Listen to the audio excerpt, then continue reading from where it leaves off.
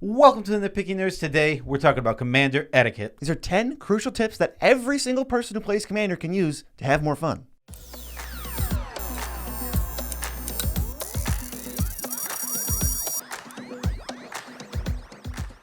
I'm your host, Joe Cherries. I'm your host, Beezy, and that makes us the Nitpicking Nerds. Don't steal my thumb thing. We're doing daily content, which means you can subscribe to the channel to find daily content, or go to the Patreon to support us and help us live our dream, or go to the link in the description where there's a TCG Player affiliate link. When you click it and buy cards from TCG Player through that link, we get a kickback on the order, so you spend no extra money buying cards you would have already bought anyway, and then, boom, you support us for free. But today, we're talking about Commander Etiquette. These are just 10, they're not like hard and fast rules that you need to follow when you play Commander, but in general, overall, they tend to improve the quality of the game for all players at the table. Yeah, I try to check all 10 of these every single game, and the experience for everyone is going to be better. Kind of like these are either things you shouldn't be doing, or if you reverse them, things you should be doing. Yes, exactly. So it's all about just making the game either play smoother or more fun for everybody, like we just said, because you're going to be doing things that, you know, other people aren't going to get upset with you because you're handling them better. Yeah, so they're not really in any specific order, but let's go to the first one, which is pay attention to the game. This sounds really simple, but it's super easy to get distracted from not only really anything, but a Commander game, especially when it's not your turn. You know, there's 3 people after you before you go again. It's a little tempting to put out your phone. No, don't do it. Dang, I didn't know it was that extreme. I was thinking just know your limitations. Know if you can focus on the game while looking at your phone. Some people can, and they can do that. Like they're going to look at their phone and they're going to realize what's going on in the game still. Other people can't. And if you're one of those people, you probably shouldn't look at your phone during a game, because if you have to, if you go on your phone after your turn and then it gets back to your turn, you go, what happened? That's going to be very frustrating for everybody. Yeah, well, I have to explain to you what the biggest threat is now, or you should kill that. Well, how come? It's like, because he has the other 2 things and he tuned it for that last turn. It's like, what? Oh my God, I can't run you through the whole game. You should have been paying attention. Exactly, yeah. So pay attention to the game and just be like, know what you can do. I know a lot of players can literally pick up their phone and be at the whole game and not even lose a second of like paying attention to the game. They can keep up with it's still kind of disrespectful. Like, are we playing a game here? I mean, do you want to talk to us and interact with us the whole time? Like, I don't want someone to be on their phone the whole time. Okay, the whole time that's a good point. The whole time is a little exaggerant. I meant like some people can look at their phone and not lose a second of the game. Yeah. Other people, it's like takes up their whole like mind. They can't. They should just turn it off. Exactly. They shouldn't have their phone in during game. They should be the life total guide. They should have life linker at the middle of the table. Yeah, exactly. What's number 2? Number 2 is complaining is in politics. This means like complaining about somebody doing something and convincing them not to do it is not a way of like politicking. Politics is like, hey, you wiped the board, I won't attack you for 2 turns. That's politicking. It's making deals. It's offering things to get something in return. That's politics. Going, you're gonna wipe the board, that's so stupid. And then they go, okay, I won't do it then. It's like, well, you're not really politicking, you're just being a poopy baby. Not only that, but like, I can trade you and make deals and even just kind of like bring attention to other cards. Like, wow, that's really good. Like, I hope he doesn't have the other thing. And they're like, oh yeah, I hope he doesn't have the other thing. Wow, good point, BZ. But at some point, when you just get really complaining about it, there's like a tone shift where you just go like, oh, we're letting him have that. Like, you blew up this thing over this. It's like, okay, well, can we not turn this into a complaining fest? I've definitely had the moments where I'm like, I don't understand what you did, and I've gotten annoyed because sometimes it is frustrating. Yeah, but you got to try and limit it, because even if it's frustrating to you and you don't understand it, maybe there's something in their hand that you didn't see. It's like maybe they just screwed up and they don't want you to bash their head in about it. Yeah, exactly. Another thing about complaining is just it should be as little as humanly possible about the game. Though I admit that I do it as a joke a lot. Like when someone attacks me for like 1, I will tell them I'm coming down on them with the wrath of 10,000 suns every single time. This has the law of diminishing returns because I do it every single time. The first guy's scared. The second guy's, he said this already before. The third guy's like, you're not going to do anything. You didn't do anything to the other 2. And I'm like, no. I've actually never been scared. No. And I just do whatever it is anyway. It was really funny. You attacked me actually out of spite. Yeah, and you were like, I'm like, 1,000 suns. I'm like, okay. And then you didn't even do anything. No, I dealt 10 damage to you, but I had no hand up to that. Oh, yeah. Yeah, exactly. All right, number 3, a little something we like to call the end of turn special. And it's only special if you do it for no reason. So let's say there's some action you can take at sorcery speed Or you can shortcut by saying, I'm taking this action at the end of the turn. But instead you go, crack my wooded foothills and then search my entire deck for 20 seconds to find my Ketria Triome. And it's the worst because it doesn't need to happen. And you really you gain nothing and you waste time. So it's like, well, don't do it. Yeah, the best example of this is Sakura Tribe Elder. The land always comes in tapped. So what happens is you want it as a blocker. You don't want someone to attack. Someone has a 5/5. You're like, okay, I need this up as a blocker. The easiest thing to do is just talk with your play group. Be like, hey, if I need a blocker, I have this for one chump block. I'm gonna just fetch now and just make it easier for all of us, so that when it comes around to my turn, I'm not searching instead of untapping, drawing, and taking my next turn. Right. I have a mana up. I'm going to use it on Sensei's Divining Top. Let me just look at the top 3, off and on during other people's turns, and I'll put them in the order I want. Yeah, otherwise you have to wait till the very end, and then you can make your choice based on that. But it's just easier to go, I'll activate it now, look, and then if something changes my mind between now and then, I will change it, because I would have done it end of turn, but I'm trying to save everybody time. Yeah, or a Vampiric Tutor. Like, let me find the 3 or 4 things I know I'm going to get, and then I'll pick one at the end step. It's like, this is all just stuff that takes like 30 seconds, and the turn, especially early game, it could get back to you in 30 seconds. And I'm not trying to wait another minute and a half for this thing to go when this game's already going to take 45 minutes. Yeah, exactly. It's saving every one of these little end of turn things saves like probably somewhere between 5 to 10 seconds. But if everybody's doing it and everyone's doing it efficiently and taking the time, then it's going to save so much time. It could save an easy 5-6 minutes in the game, which is ridiculous. If you do that 9 times, you just get a free Commander game. Yeah, that sounds amazing. Exactly. If you do that if you're gonna play 10 games in a row, which is obviously a lot. Yeah. Most people don't do that, but you get to play 10 now because you did this. Exactly. All these little miscommunication things where somebody goes end of turn, do this, that leads to whose turn is it? What's going on? It's oh, he cracked his Burnished Heart and he can't find the planes he wants. Yeah, I agree. It's just a pain in the butt to not do it early, but just do it as early as possible. Just make sure your play group knows what you're doing. Just communicate. Just be like, hey, I'm going to crack Burnished Heart now, which is shortcut. If it needs to be a chump blocker, it can be a chump blocker. Please just allow that. And if play group won't, then you end to turn them, and that's their fault. Yeah, what I do is actually just pay the mana and do the ability. I just leave it in play until the end step, and then it's okay, it's gone. That's also a fair thing to do, but also misrepresenting the board state. You're fired. I'm fired. All right. Number 4. What is it? It's understanding priority. Big one. This is priority works like this. Okay, if you're the player, if you're the active player, which means it's your turn, then you have priority. Okay, your whole turn until you pass priority. You pass priority when you either activate an ability, cast a spell, or attempt to move from one phase to the next. So every time that happens, the person to your left then gains priority. And then and if they do nothing, the next person gains priority. And the next person gains priority. And this whole time, if every time priority is passed, this person casts a spell, priority goes back to the active player, who is the person whose turn it is. Beware of this, because I really hate when people jump the gun. I've seen it before. If I go, I will cast a board wipe. This person responds first. The person to the left. Can we use numbers? If you're player 1, player 2 to the left of you. Okay, so first. If I'm player 1, I'm player 1. I play a board wipe.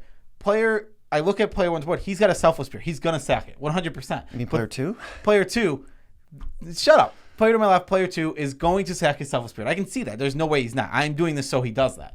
But player 3 jumps the gun. He goes, counterspell. It's no. He would have sacked. All you had to do was wait for priority. It would have gone, play this. He would have gone sack his Selfless Spirit. Then you could have counterspelled, and he would have wasted his Selfless Spirit. But it's and there's a million different ways for that to happen. If player 3 has a counterspell and player 4 has a counterspell, they're both going to counter it. Player 3 is most likely going to counter it. He doesn't know if player 4 has a counterspell. So player 4, if they want to try to do that, they waste it. And also, really, I think that it's just kind of we're not going to do this nickel and diming stuff in Commander, but you can't do that.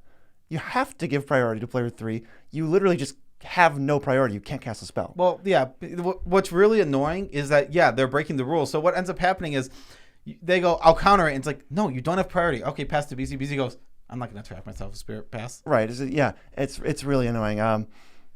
So in this situation, if Joe casts a board wipe and I'm player 2 and I have Selfless Spirit, if I don't activate Selfless Spirit and then player 3 and 4 do nothing, goes back to that doesn't go around again. the board wipe happens. So that's like a crucial moment where it's like I do something now or I don't do something.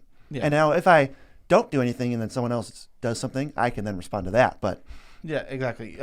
Priority is strange. There's also this. I want to explain this one thing because I had this misunderstanding a while ago, and somebody else had this misunderstanding very recently, where if you are in your main phase and you say I'm going to combat, and somebody responds with, let's say, an instant to kill your creature, still in main phase 1, you regain priority and can cast sorceries and creatures again. That's just how that works. There's not this in between phase where you're moving to combat, where it's like you're moving to combat. It's like before combat, moving to combat phase. It's not a phase. Right. So, you're either in your main phase or you're in like declare attackers. Yes, and when you're in your main phase, you can cast creatures and sorceries. Sweet. All right, number 5. This one is one of the most annoying on this whole entire list. It is that concessions are not spells, which means when you concede a game, you need to take into account that this is a game with other players, and now you are no longer in the game. So don't be a jerk about it. If Joe casts Overwhelming Stampede, and he's like, wow, he's got like 100 power in play. Now, a couple things can happen. 120 life is what he needs to deal, because there's 40, 40, 40. But he only has 100. And if I just go, yeah, I concede, Joe wins instead of literally not winning. Like, I don't feel like I have a right to do that. I agree. No, I agree 100%. It's really frustrating. There's also let's just say you have a spell that you put on the stack, like I can't think of anything. There's a big, stupid spell. Expropriate? Doesn't matter. Expropriate, and somebody goes, take control of your expropriate, and you go, I'll concede. It's like, well, now they don't get expropriate. They wasted their resources, because when you concede, everything gets exiled. And I do want to mention, within the rules of Magic, you are allowed to concede at any time. Yeah. So this is not a rules of Magic thing. This is simply just not being I don't even know a good word. It's disrespectful. You're dead, right? Whatever happened that's going to make you concede, you are dead. You cannot win this game. It's okay to take any action that would win you the game. You're dead. All you can do now is take weird, spiteful actions that control the outcome of the game. When I'm trying to concede, I want to have as little impact as possible. Like, all right, I'm dead, like I'm out, and I don't want to affect anything. If someone's attacking me with like 40 power of lifelink, why would I concede before they hit me? They hit me for the that's... Yeah, it's a jerk move, ultimately. I don't like using conceding as a spell because it's not intended. Right. The reason that you can concede at any time and stuff is so that players can leave games they don't want to be in, so that players can just end the game when they are ready to. It's an important rule. It is an important rule, but ultimately in 4-player, you can abuse it. Sure. It's really annoying, and it doesn't. And ultimately, using the conceding is never helping you. You're always taking yourself out of the game, so you lose. You're using it to be spiteful. Don't change the outcome of the game. Exactly. Don't change the outcome of the game. Don't affect the game if you can. Yeah. Like, if you're gonna die, let yourself die in whatever way. Sometimes I'll be like, hey, I would like to concede, and I'll talk it out. I'll be like, I want to get out of the game. I have drawn very poorly. I'm on 2 lands. It sucks. Can I please concede? And I'll concede like at a time. Usually on my turn, I'll go, okay, I'm going to concede. I didn't draw land. Please let me out of this misery because I can't do this. Yeah, one solution that's really easy is setting a rule that you can only concede at sorcery speed. This isn't going to mess anyone up. You're either dead to their thing and they're going to have to kill you, or you just go to your turn, realize you have nothing, no hope of living, or even just you want to quit, and then you can concede during your turn. Yes, do not. Yeah, it is within your right as a Magic player to concede at any time, and you can. It's simply mean at times. Think of other people. Don't be spiteful. Try not to be. Don't if you now a difference. Here's a big difference between the concession thing and if you're going to die and you have a spell that can hurt somebody, you're allowed to do that.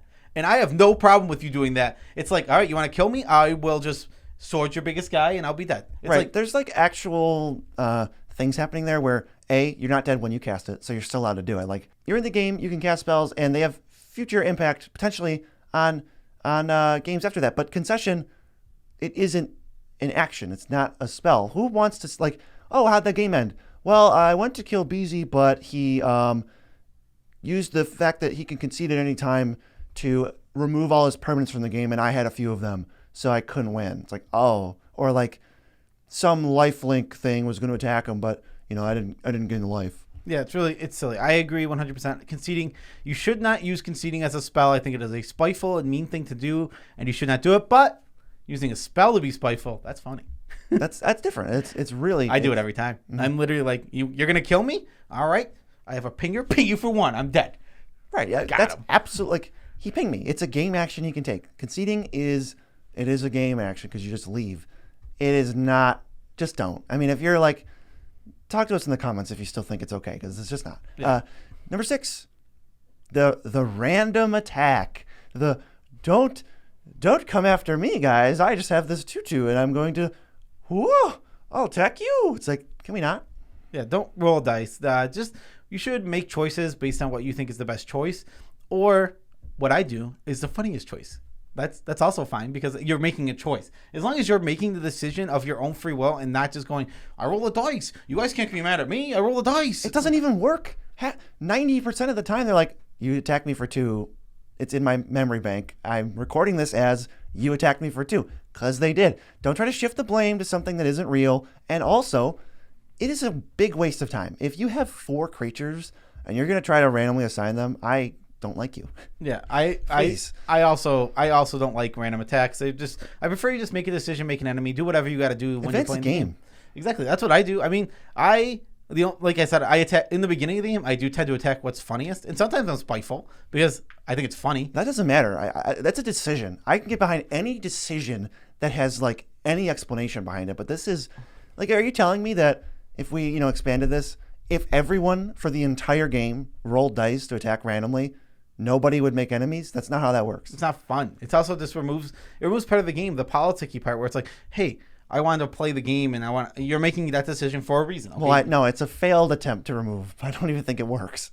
Well, that's what I'm saying. Like, if everybody always rolled dice, it wouldn't play out like everyone's completely neutral. That's not how that works. Well, it would, because nobody would be making any choices. Like, I guess if no one's making... No, I mean, you still if you roll a dice for every decision, then the game is not Magic. No, there's still targets. There's still threats. There's still the biggest player. There's still things to do, and then you just have to, like, look at the player who's winning and go, roll dice at random. No, I hope I hit him. I mean, I don't like rolling for attacks. Just pick your attackers, make your enemies. It's such a tiny decision. If you have a 5/5 and roll at 40, that's nothing. All right, I want to add a little bit of thing here because it's making me think about it. It's not its own number. It's not like a 7 or an 8 here. Like we're going 6.5. 6.5. It's just have fun. Enjoy your game of Commander. I don't make the most optimal plays every time I play Commander. I do really silly things. I've attacked BZ for like 50 in knowing I was going to lose because he like pinged me for once. Like it was funny. He like attacked me and then played hatred on his guy. Oh, and then he killed it, and I'm like, oops. I think I killed it with an onboard trick. Yeah, you did. You killed it with a Yawgmoth, which is onboard. I'm like, I'm an idiot. And then Joe just died. I mean, I don't see any issue with that. If he would have just taken me out of the game, that's fine. Also funnier, I lied to BZ to try and kill him.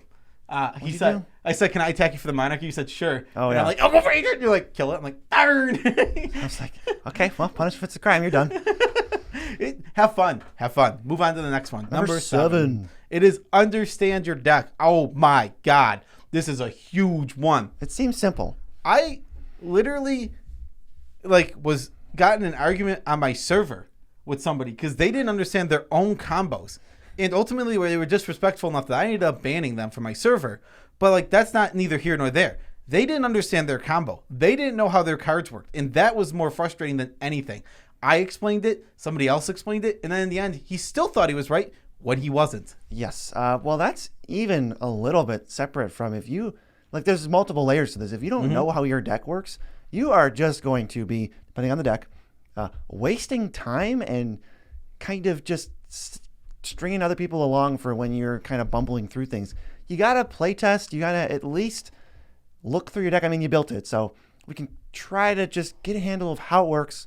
What are you going to be doing? I mean, goldfish it a couple times. Figure out what combos, what kind of critical mass things can you do when you have.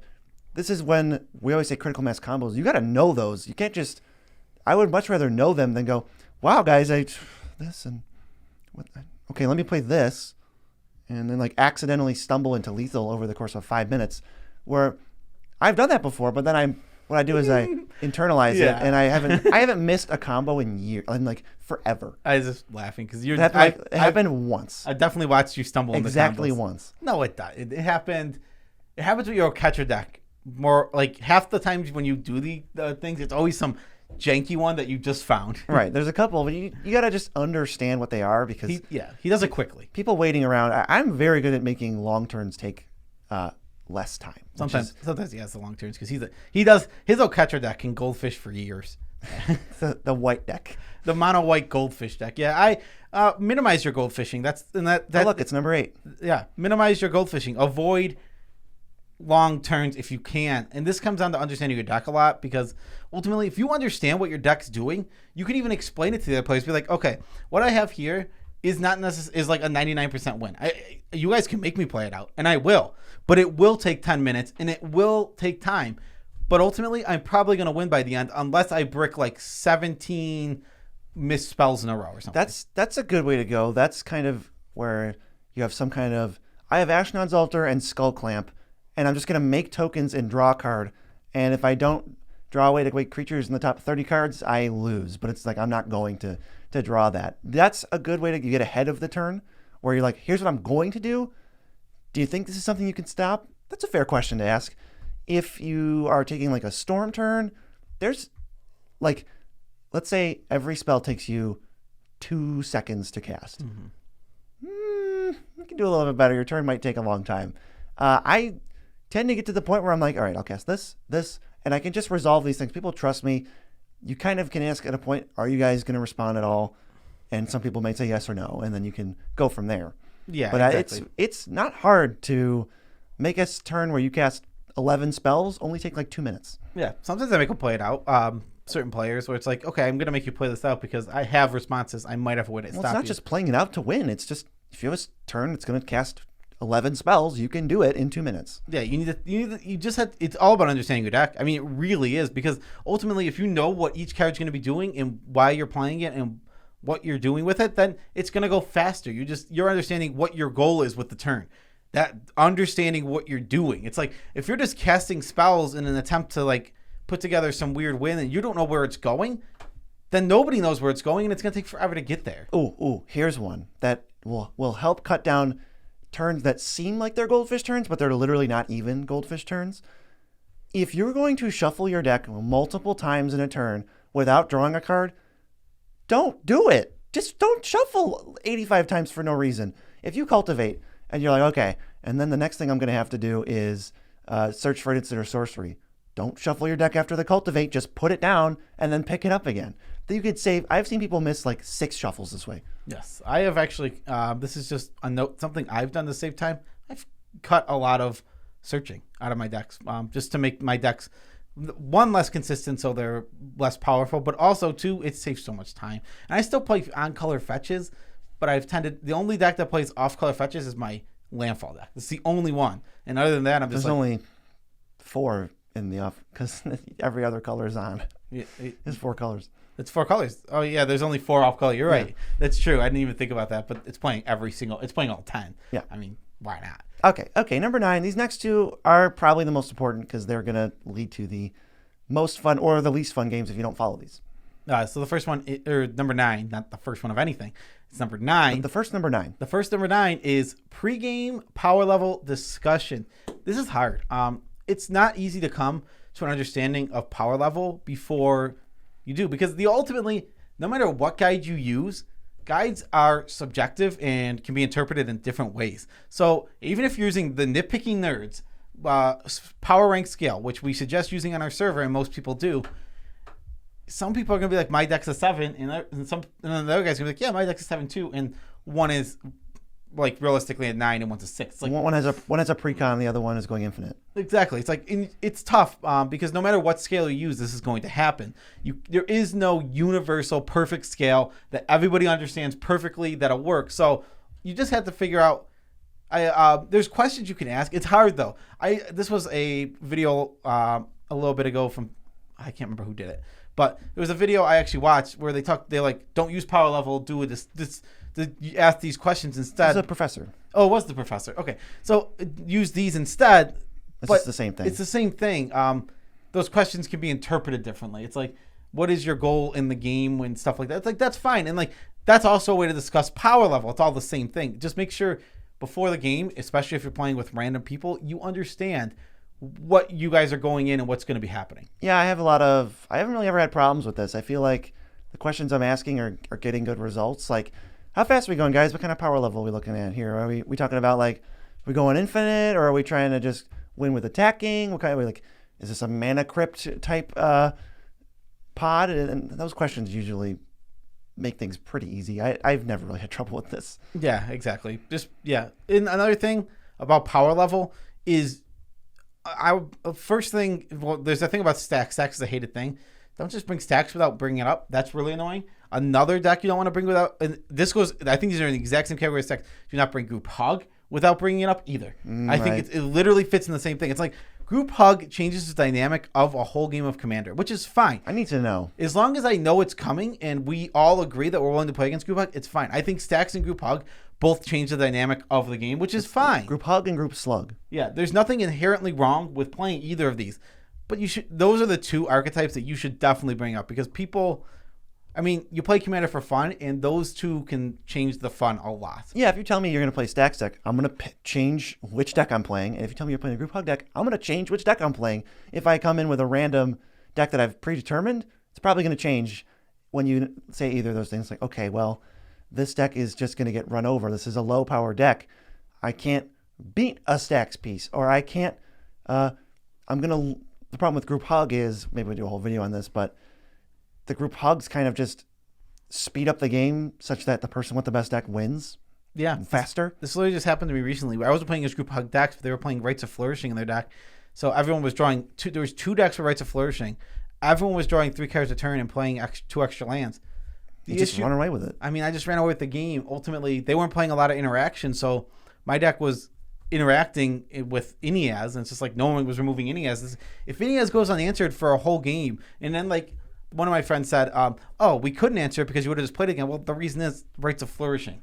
I was drawing extra cards and playing extra lands. Of course I can recast Ineaz. I see that every time with group hug. Someone, we all draw 7. Well, then, the next person, or we double all mana.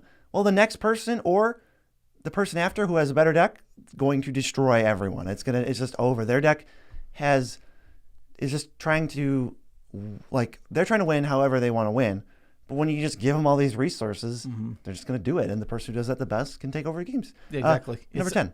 Well, one thing about that, like you were saying, if you're doing mana doubling, like you were saying, if there's a big mana deck at the table, they're just going to win. It's like you just powered up the big mana deck wants to do this. They have 7 10 drops in their deck. Yeah, you have none. All the group hug spells, the big issue with them is, yeah, you're trying to have fun. I understand that, but you also are the last person to take advantage of them, so they're always the worst for you than anyone else at the table. Like any upkeep trigger. Yeah. Like a Howling Mine. Yeah, Howling Mine, Rites of Flourishing, there's a million of them. Next, and last but not least, and certainly probably the most important, be respectful. Don't be a D-bag. Or a jerk. Or a jerk. Or a scumbag. Or a scumbag, yeah. I kept it as PG as possible because the real words that came to my head were much meaner. Much meaner. If you don't agree with the play, I'm telling you right now, there's a limit to how much you can discuss that. Oh, why did you do that? There's this over here. Oh, I have cards in my hand. Well, I don't think you should have done that. And we're done, because now there's nowhere to go. Don't be a jerk. You're not in anybody's head. What if you just say, hey, why didn't you do that? And then they are like, oh, I guess I missed it. Can't really say anything. Are you kidding me? They just made a mistake. They're allowed to do that. Yeah, just be nice to everybody at the table. It's not even, it's as simple as not even like, it's not about calling people out or anything. It's about everything. It's every aspect. Offhand comments. Nice deck. Be a respectful human being. It's not cool. It's literally, this doesn't even apply to just Magic. No. Just be respectful and nice to people. It's so simple, so easy. Just like, I don't know. It's like the golden rule: treat others as you want to be treated. I don't know. That's pretty, like, it's so basic, and it extends into Commander, into the game. People don't understand it. No. People think they're living in a movie and everybody else is like this non-playable character that doesn't matter. It's like everyone has a life and experiences that led them to the same moment you're at. Don't be a jerk. Yeah, exactly. It's like weird. It's there's a whole thing about it with the protagonist problem where everyone thinks they're the protagonist. No one's the protagonist. Yeah, everybody thinks they're the protagonist, which of course, if you're living your life, you're in your own body. You feel like you're the protagonist and everyone's living a life around you. But no. There's no story, so you're not the protagonist. Yeah, you're 1 in a billion, and everybody else has their own individual story, and it's... I mean, there's no story. don't think of it like a story or a movie. That's not how it is. It's Well, you're living a life. Well, what I'm saying is your life is your life is a story in the end. Only in a metaphorical sense. Oh my God, we're getting way too metaphorical. Be respectful. Be nice. Don't be a jerk. Definitely. All right, and now moving on because this is to the end. Yeah, this is the end of the video. Don't be a jerk. I'm gonna say it again because I mean, that's why I banned the guy from my server. There's so many jerks watching. Like, oh my God, I'm gonna change my ways now. I mean, I hope so. I mean, I hope it changes even one person's mind because there are so many. This happens more often. Like playing Commander, I don't see it as much. Even when I was playing at my LGS with random people, go play some 1v1. Playing 1v1 formats, there's a million of them. And entitled, disappointed, like. The entitlement is a big part of it. Like, I deserve to win because I've played a lot of games or I'm here all the time. And I'm not going to pretend like I've never gotten salty. Oh, I've been salty a million times. Impossible not to. I don't think, not that I can remember, at least in a long time, I don't think I've ever taken it out on my opponent. No. I just go, hey. Or I just go, hey, good game. And I walk away and I'm mad. And I complain to the store owner about it. You can fume to yourself or to your friends, although they probably don't want to hear it. But not to the people who don't know you, or just don't disrespect anybody. Yeah, if you play 1v1 formats, be aware of your demeanor because there are a lot of people. Some people need to check themselves. Who don't. It's so many. It's the worst. It's actually my least favorite part of like Heads Up Magic. I think it's a tough skill to learn, honestly, but it's your responsibility to learn it. Losing with grace, yes. Right. This video is still over. Yeah, it is over. Special shout outs to all of our patrons. Several as much as we can without making you uncomfortable. You guys are awesome. You support the channel. You're helping us live our dream of being full-time content creators. Support the channel. Go to the link in the description. It's TCGPLAYER link. When you buy cards through the link, we get money on the order, and you don't spend anything, and you were going to buy those cards anyway. Also, we have a Discord. You can come in and hang out with a bunch of like-minded individuals and play Commander games, which are basically at this point constantly firing because we have over 2,000 to 3,000 people in the Discord at this point. Yeah, the Discord's constantly growing. All that we ask of you is you read the rules when you come in and don't be a jerk, especially to me or Beezy. Yeah, and read these rules. Yeah, we're especially not. Especially? I mean, if someone's being a jerk, if someone can't even be bothered to be nice to the owner of the server, they're definitely not going to be nice to everyone else. Right. It's like, this is it's named after us. Okay, if you can't be bothered to be nice to the two people who own the server, you're definitely not going to be nice to everyone else. It's just like, wow. You have Tippet? Tippet. I mean, I banned that guy. It was funny. Mm-hmm. I mean, he actually got me. He got under my skin. He got me heated because like he wouldn't listen. Mm-hmm. I admit my flaws. I know I am a especially when I'm not on my depression meds, which I am right now. I'm actually good on depression, but I can be an angry person. Oh, Nitpicking Nerds officially both on depression meds. Oh yeah, that's true. Wow. No one knows that. They knew I was in depression. Yeah, but they didn't know we were both on depression. Yeah, but yeah. So I don't know that guy. Like, so the rule. So I just want to say what the ruling was. He hit with Gishath. He had Marauding Raptors out on the board already. Okay. Which is when a creature enters the battlefield, Marauding Raptors deals 2 damage to it. If it's a dinosaur, it gets pumped. Whatever, it doesn't matter. Polyraptor came out. Now, when Polyraptor and Marauding Raptors are both in the field, what happens is Polyraptor takes damage. When it's enraged, it copies itself. And then a new one comes out, and it gets enraged, and it copies itself. And this happens infinitely. There's no way to break it without an instant, a sack outlet, or something along those lines. He had a Burning Sun's avatar. He's like, oh, well, what I can do is I'll have this Burning Sun's avatar kill it. Burning Sun's avatar. What's that? It's the 6 mana 6/6. That Searing Blazes something? Yeah. Okay. So he's gonna kill his guy. So I'm like, okay. So what's gonna happen is you'll kill your guy, and then the Polyraptor will clone once. He's like, no. I can make infinite Polyraptors. I'm like, no, you can't. There's no way to do that. And I explained this to him 3-4 times that there is no way for him without an instant or a sack outlet to do what he was saying, and he kept arguing. Another player in my pod explained to him the exact same thing. He kept arguing. And then I literally tried, and like, I might have came off as condescending, but it wasn't my goal. I'm like, listen, I know this ruling. I'm positive about this ruling, and I can just give me 2 seconds. I'll explain it to you slowly, basically. And I might have sounded condescending, but he said, I'm not an effing child. And that's why I'm like, I literally I got mad. I'm like, shut up and listen. Because I actually know what the rule is. All you have to do is listen. I'll explain it to you, and we'll move on with the game. And he kept going, so I just banned him. And we're done. He tried to. The funniest part about that, the end of that story is after I banned him, I'm talking with the others in the party, like, geez, he just wouldn't listen. They're like, yeah, I don't know why. He just refused to listen. And then we were still in the spell table game with him. He unmuted himself in spell table and tried to start yelling at us. We all left immediately. Yeah. And it's like, we don't, it's like, it's over. I banned you to get out of the situation, so let it go. I wasn't there. Because he wasn't there. Yeah. But that was a good, but that's the story of me actually getting a little angry. Maybe the ban was excessive, but he can, if he apologizes, I'll let him back. Probably won't, but that's fine too. Peace out, Tribe Scout.